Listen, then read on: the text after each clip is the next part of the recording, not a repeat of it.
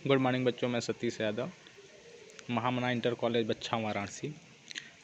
बच्चों, आज हम बात करेंगे आलू की खेती के बारे में। जैसा कि हम लोगों ने पिछले क्लास में फूल गोभी की खेती के बारे में पढ़ा था, तो आज हम बात करेंगे आलू की खेती। ठीक है। तो आप लोग जानते हैं आलू एक ऐसा फसल है जो कि हर प्रकार के सब्जियों में आलू का प्रयोग होता है। हम जानते हैं, हमारे घर पर भी होता है। तो आलू संसार की एक ऐसी सब्जी है, ठीक है, जिसका उपयोग प्रायः सारे वर्ष किया जाता है। और आलू में जैसा हम जानते हैं कि स्टार्च की मात्रा ज़्यादा पाई जाती है। ठीक है। तो इसके साथ साथ इसमें कार्बोहाइड्रेट, स्टार्च, प्रोटीन, खनिज, लवण, विटामिन ए, बी, सी इत्यादि प्रचुर मात्रा में पाई जाती है। ठीक है। तो ये हो गया आपके कुछ आलू के महत्वपूर्ण बिंदु के बारे में। नेक्स्ट हम बात करते हैं, चलिए स्टार्ट करते हैं आलू की खेती। इसके वानस्पतिक नाम के बारे में। वानस्पतिक नाम, तो आलू का वानस्पतिक नाम क्या है? Solanum tuberosum. ठीक है, सोलेनम ट्यूबरोसम। और इसका फैमिली है सोलेनेसी। क्रोमोजोम नंबर कितना है? गुणसूत्र संख्या 48 है। ठीक है। ये तो इसके कुछ महत्वपूर्ण बिंदु हो गए। नेक्स्ट हम बात करते हैं इसके उत्पत्ति स्थान। तो इसका उत्पत्ति स्थान कहाँ माना जाता है?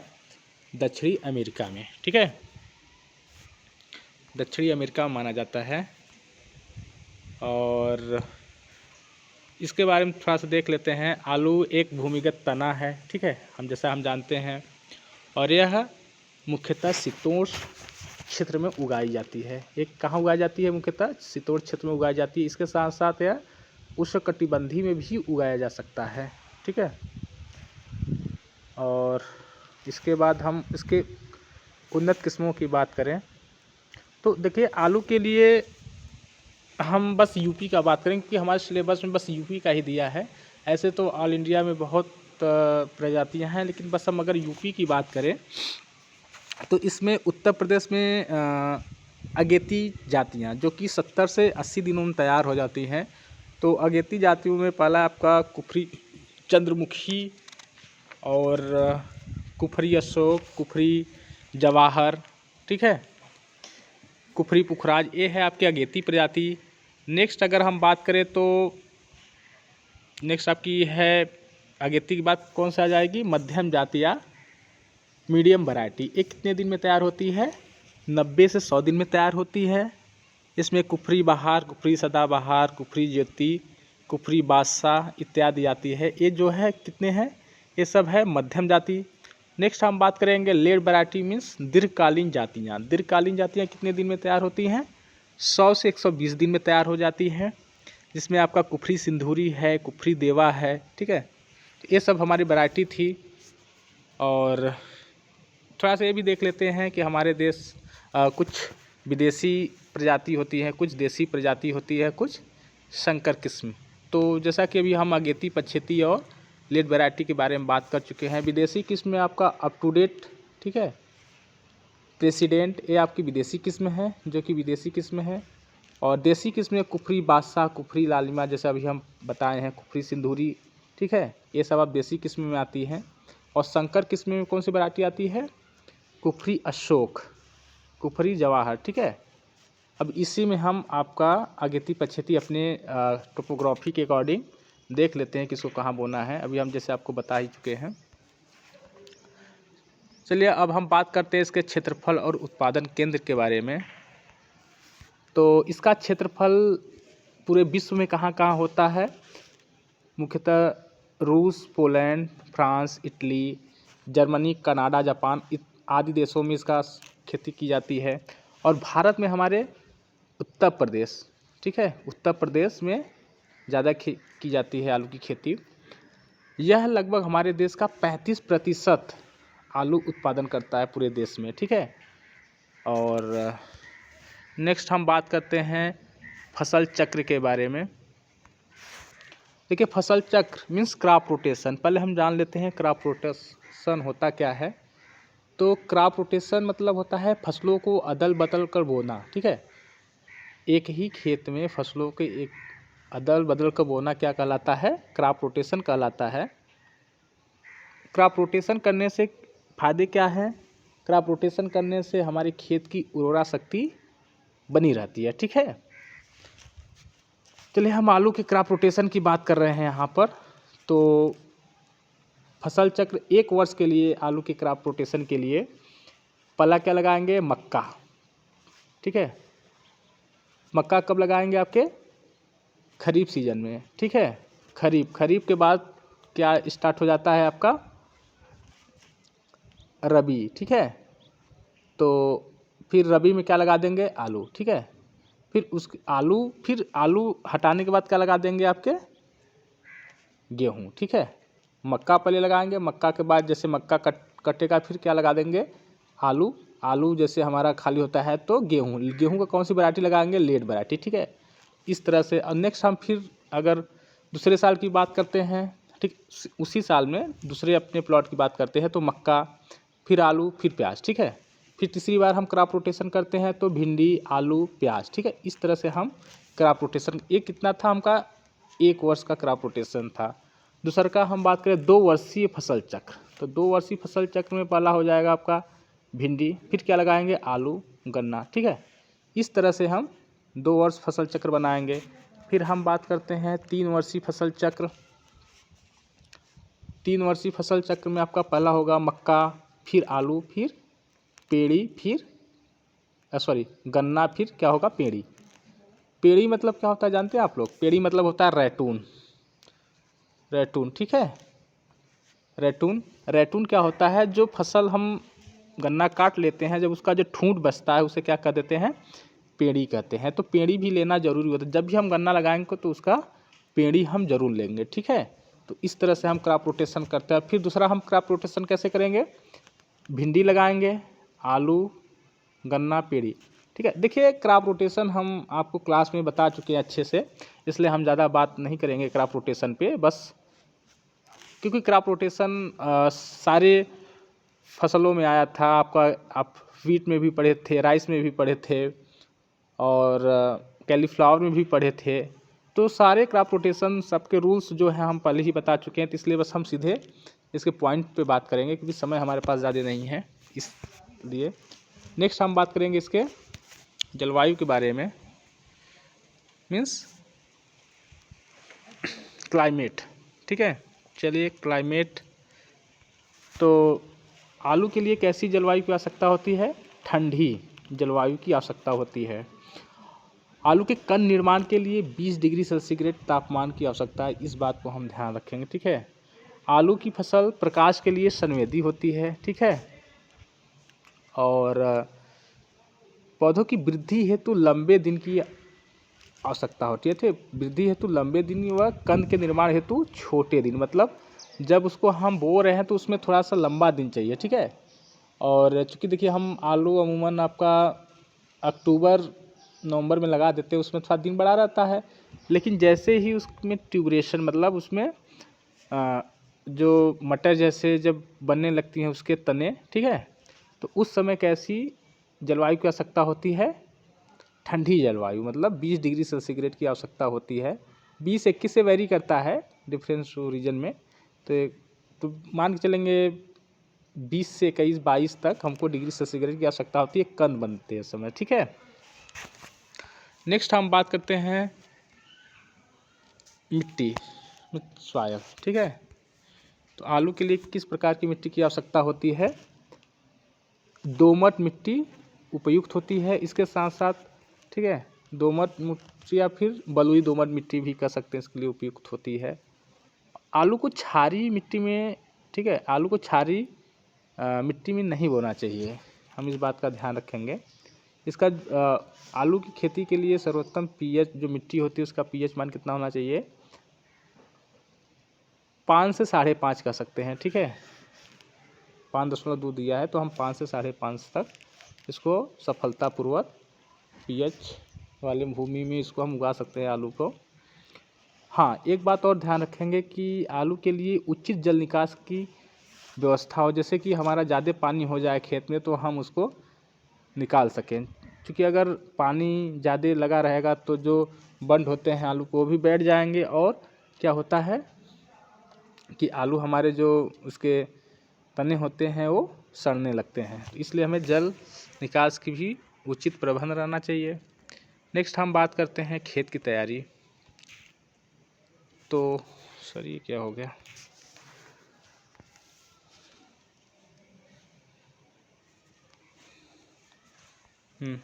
कुछ टेक्निकल प्रॉब्लम आ जाते हैं बीच बीच में। मिट्टी की हम बात कर रहे थे, सॉरी, फील्ड प्रिपरेशन, खेत की तैयारी, ठीक है। तो इसके आलू की खेती के लिए हम सबसे पहले एक जुताई मिट्टी प्लट हल से कर देते हैं, ठीक है, जिससे कि जो खेत में घास पात हैं और ये सब थोड़ा सा मिट्टी के अंदर दब जाए, और जो ऊपर की मिट्टी है नीचे की मिट्टी ऊपर हम पलट देते हैं। इसलिए हम मिट्टी प्लट हल से एक बार करते हैं, और 6 से 7 जुताई कल्टीवेटर या देसी हल जैसा हमारे पास उपलब्ध है, 6 से 7 जुताई कर देते हैं। इसके बाद हम लास्ट में क्या करते हैं, उसमें हम पाटा लगा देते हैं एक बार, जिससे कि मिट्टी हमारी भुरभुरी हो जाए और जितने क्लाउड्स हैं, ढेले हैं, ये भी फूट जाएं। तो इसलिए ऐसे इस प्रकार से हम खेत का प्रिपरेशन करेंगे। नेक्स्ट हम बात करते हैं बीज दर की। तो चलिए देखते हैं, इसमें आलू की खेती के लिए 20 से 25 कुंटल बीज की आवश्यकता होती है, ठीक है। और प्रत्येक बीज उसमें बुआई हेतु 50 से 60 ग्राम, ठीक है। जो आलू होते हैं, जो उसका वेट होता है, हम कितना रखते हैं, 50 से 80 ग्राम, और उसमें प्रत्येक में कम से कम 2 से 3 आइज़ मतलब आँखें होनी चाहिए, ठीक है। इस बात को भी हम ध्यान में रखेंगे। और बीज को बोने से पहले जो उसके पीसेज होते हैं, या फिर उसके जो आलू जैसे आलू होते हैं, उसको हम डाई एथेनम M45 450 लीटर पानी में 1 किग्रा रसायन की दर से हम उसको उपचारित करेंगे, ठीक है। ये तो हो गया हमारा उपचारण। नेक्स्ट हम बात करते हैं बुआई का समय, ठीक है। चलिए देख लेते हैं। तो आलू की बुआई के लिए उसकी किस्म, ठीक है, और उसके टोपोग्राफी इत्यादि पर निर्भर करता है, जैसे कि मैदानी क्षेत्र हो गए और पहाड़ी क्षेत्र हो गए, ठीक है। तो हम अलग अलग क्षेत्र में अलग अलग समय से बुआई करेंगे। चलिए हम देख लेते हैं बुआई में कुछ निम्नलिखित तालिका में, इस हिसाब से हम देखते हैं। तो अगर हम अगेती किस्म की बात करें मैदानी क्षेत्रों में, ठीक है, तो उसको कब लगाते हैं, 25 सितंबर से 10 अक्टूबर तक। और मध्यम किस्म मतलब मुख्य फसल जब लगाते हैं मैदानी क्षेत्र में, तो कब हम बोते हैं, 15 अक्टूबर से 30 अक्टूबर तक। और पछेती फसल मैदानी क्षेत्र में 15 नवंबर से 15 दिसंबर। और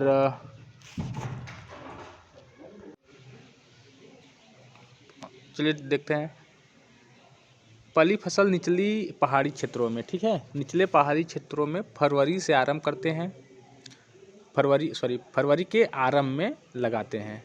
और दूसरी फसल पहाड़ी क्षेत्रों में अप्रैल मई में लगाते हैं। तो इस तरह से हम कुल पहाड़ी क्षेत्रों में 2 सीजन में मतलब 2 बार फसल लेते हैं, और मैदानी क्षेत्रों में 3 बार हम लेते हैं, ठीक है। तो इस प्रकार से मतलब हम 5 फसल ले लेते हैं आलू का, उसके अलग अलग टोपोग्राफी के अकॉर्डिंग, ठीक है। चलिए अभी हम बात कर लेते हैं बुआई की विधि के बारे में। तो मैदानी क्षेत्रों में 50 से 60 सेंटीमीटर की दूरी पर, ठीक है, खाद डालकर मेड़ पर बुआई करते हैं, ठीक है। 50 से 60 सेंटीमीटर की दूरी पर करते हैं, ठीक है। और इसे खुरपी या फावड़े कुदाल की सहायता से हम बोते हैं। पश्चिमी, ठीक है, करते हैं। ट्रैक्टर चलित यंत्रों से भी इसकी बुआई की जा सकती है, जैसा हम देख सकते हैं। पंक्ति के मध्य 60 सेंटीमीटर की दूरी रखते हैं, और पर्वतीय क्षेत्रों में कुदाल इत्यादि से हम बुआई करते हैं। उसकी स्पेसिंग कितना रखते हैं, दूरी 50 से 60 सेंटीमीटर। तो ये हमारे हो गए मैदानी क्षेत्र और पहाड़ी क्षेत्र दोनों। मैदानी क्षेत्रों में हम तो इंस्ट्रूमेंट का यूज, जैसे बड़े बड़े ट्रैक्टर वगैरह का यूज कर सकते हैं, लेकिन हम पहाड़ी क्षेत्रों में चूँकि जगह कम रहता है तो हम हाथ से ही ज़्यादा बोते हैं। ठीक है, नेक्स्ट हम बात करते हैं खाद उर्वरक। तो चलिए देख लेते हैं।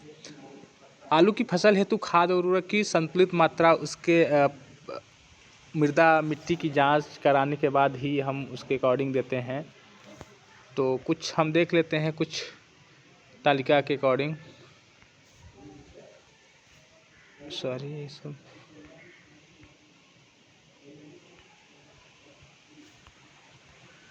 विभिन्न क्षेत्रों में आलू की फसल खाद व उर्वरक उसके मात्रा के अकॉर्डिंग देख लेते हैं। मैदानी क्षेत्र और पहाड़ी क्षेत्र दोनों में एक एक करके। मैदानी क्षेत्र में 300 कुंटल प्रति हेक्टेयर गोबर की खाद या वेल रॉटेन सड़ी हुई गोबर की खाद मिलाते हैं। इसके बाद नाइट्रोजन 100 से 120 केजी प्रति हेक्टेयर और फास्फोरस 60 से 70 केजी प्रति हेक्टेयर, पोटास 80 से 100 केजी प्रति हेक्टेयर। ठीक है, पहाड़ी क्षेत्रों में 200 कुंटल वेल रॉटेन कंपोस्ट की खाद और 80 से 100 केजी नाइट्रोजन और 60 से 100 केजी आपके फास्फोरस और 60 से 80 केजी पोटास की आवश्यकता होती है। ठीक है, और हम अगर नाइट्रोजन की बात करें तो नाइट्रोजन को हम 2 भागों में देते हैं। ठीक है, पहला हम बुआई के समय 50% और 50% हम बचा के रखते हैं जब हम उसमें मेड़ी चढ़ाते हैं तब देते हैं। ठीक है, 10 से 15 दिन के बाद देते हैं, जिसे हम टॉप ड्रेसिंग भी कर सकते हैं। ठीक है, आधी मात्रा बुआई के समय तथा शेष मात्रा बुआई के 10 से 15 दिन बाद मेड़ी चढ़ाते वक्त हम नाइट्रोजन की दे देते हैं और अन्य उर्वरकों की पूरी मात्रा दे देते हैं। ठीक है, सिंचाई की बात करें तो सिंचाई आपका आलू पहली सिंचाई अंकुरण के बाद, ठीक है, अंकुरण के बाद की जाती है। पहली सिंचाई अंकुरण के बाद की जाती है। उसके पश्चात 10 से 12 दिन पर हम सिंचाई करते रहते हैं। 6 से 7 सिंचाइयाँ पूरे इसके लाइफ साइकिल में करते हैं। अगर निराई गुड़ाई की बात करें तो उसमें मैदानी क्षेत्रों में पहली निराई गुड़ाई 30 से 35 दिन बाद करते हैं और जब पौधे 10 से 15 सेंटीमीटर के हो जाएं तब। ठीक है, और पर्वतीय क्षेत्र में आपका 30 से 40 दिन पर के बाद करते हैं। ये तो हो गया आपका निराई गुड़ाई, और इसके साथ साथ आप उसमें मिट्टी चढ़ाने का भी कार्य करते हैं। बुआई के 30 से 35 दिन बाद फसल पर मिट्टी चढ़ा देनी चाहिए, जिससे कि उसमें उसके तने की विकास, जो उसमें ट्यूबर्स होते हैं, उसकी विकास अच्छी तरह हो जाए। ठीक है, मिट्टी चढ़ाने से पूर्व नाइट्रोजन की शेष मात्रा, ठीक है, टॉप ड्रेसिंग की विधि से देते हैं और मिट्टी चढ़ाते समय पौध की जड़ों को मिट्टी से भली प्रकार से ढक देते हैं। अगर हम मिट्टी को भली प्रकार से नहीं ढकेंगे मिट्टी से, आलू के जो उसमें जो उसके ट्यूबर्स होते हैं, तो उसमें धूप लग जाती है। ठीक है, जिसके कारण वो हरा दिखाई देता है। तो इस प्रक्रिया को हम क्या कहते हैं, सोलेनिन कह देते हैं। तो उससे जब आलू जो कंद बढ़ता रहता है तो वो क्या हो जाता है, हरा हो जाता है, जिससे वो जहरीला का रूप भी धारण कर लेता है और जिससे हम उस स्वाद में उसके अंतर आ जाता है। तो इसलिए हम विशेष ध्यान रखेंगे कि एक भी आलू जो आपका मेड़ है उससे बाहर नहीं होना चाहिए। ठीक है, इस बात को हम ध्यान देंगे। चलिए बच्चों, आज तो अभी हम इसके साइंटिफिक नेम, क्रोमोसोम नंबर, उत्पत्ति स्थान, किस्म और क्षेत्रफल, फसल चक्र, ठीक है, climate, soil, field preparation, seed rate और sowing time and method of sowing, ठीक है, खाद और उर्वरक इत्यादि के बारे में पढ़ लिए हैं। नेक्स्ट अब हम अगले क्लास में पढ़ेंगे खरपतवार नियंत्रण व रोग नियंत्रण। ठीक है, इसके बाद हम पढ़ेंगे उसके आलू की खुदाई, उपज, और नेक्स्ट पढ़ेंगे भंडारण। चलिए ये हम नेक्स्ट क्लास में पढ़ेंगे। आज का क्लास इतना ही, इसी पे समाप्त करते हैं।